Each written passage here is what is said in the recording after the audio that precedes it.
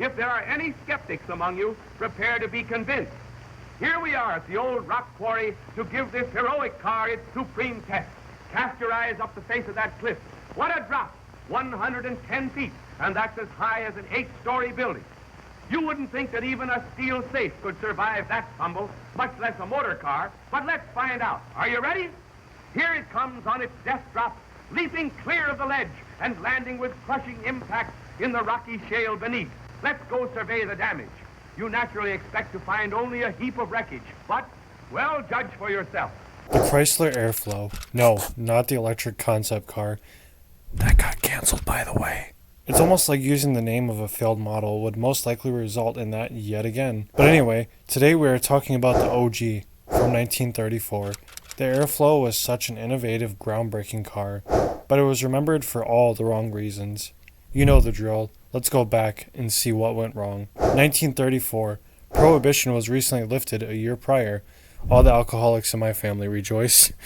The Blackhawks lifted the Stanley Cup over the Red Wings. Infamous outlaws and also lovers Bonnie and Clyde were killed by officers in an ambush. And Babe Ruth, who, believe it or not, owned an Airflow, hit his 700th home run. And in January of 1934, Chrysler unveiled the revolutionary car to the world.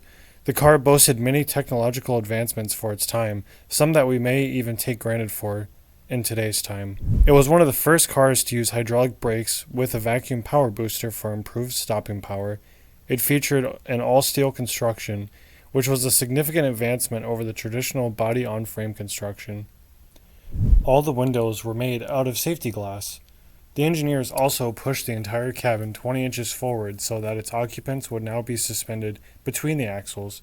So, the ride comfort would improve greatly over regular passenger cars, and there would be enough headroom for the rear passengers even as the roof sloped down toward the back. Despite a design beholden to a 1920s understanding of aerodynamics, the package promised more interior space and better ride comfort than anything marketed at the time. And, as in the name, it paved the way for the aerodynamic principles seen on modern cars today. All of this sounds amazing, right? So, why did it fail? Mr. Chrysler was so confident that he greatly expanded the plans for production, which originally had the Airflow model going solely to the company's mid-priced DeSoto division. Instead, there would be Chrysler, DeSoto, and Imperial versions of the Airflow. Yeah, this definitely didn't backfire. As stated, the car was introduced in January of 1934, which theoretically gave Chrysler enough time to produce the Airflow. However, producing them proved a complicated business. Chrysler employed an entirely new department at the plant with a crew of 150. At peak production, the factories churned out 6,212 in May of that year. 10,839 were produced for the entire year. It was barely enough to give every dealer a single Chrysler Airflow. Upper management at the factory also didn't account for the challenges and cost of the unique Airflow design. Well, not that relying on the people in power has ever gone wrong before. The price also probably didn't help its fate either. The cheapest Airflow, the DeSoto sedan by the way, was priced at $995, which turned out to be $120 more than the comparable 33 model. This was at a time when people were starving on the streets and communist revolution were serious concerns to the new Roosevelt administration. DeSoto's sales took a 46% hit in 1934. Chrysler didn't give up, however, but instead embarked on a 3-year journey to save the Airflow. It redesigned the front end for 1935, raising the grille more upright and fitting a one-piece bumper, all of which gave the car a more traditional prow and a longer side profile silhouette.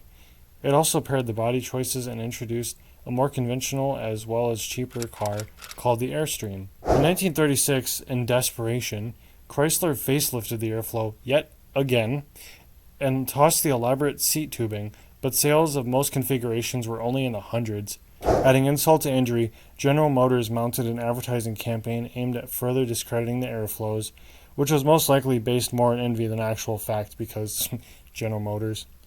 By 1937, the DeSoto version was gone, and only one Chrysler model remained to close out the sputtering experiment.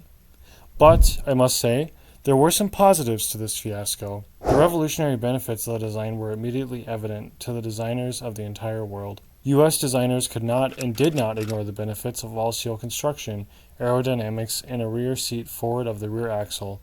None other than General Motors was quick to respond with all-steel turret tops. Volvo was one of the first to get a smaller copy of the Airflow into production and was later followed by Peugeot with their 202 and larger 402 models, which would become a major sales success. Imitating the Airflow would be a secret of the success of a brand new venture in the automotive business called Toyota. While in the history books it may be remembered as a failure, to me the Airflow deserves to be remembered for paving the way for the features that we have today. As Carl Breer, Chrysler engineer and the father of the wind tunnel, and arguably the mastermind of behind the Airflow, put it, the car was too far ahead of its time. And with that, stay hydrated, take care of yourself and your loved ones, and peace.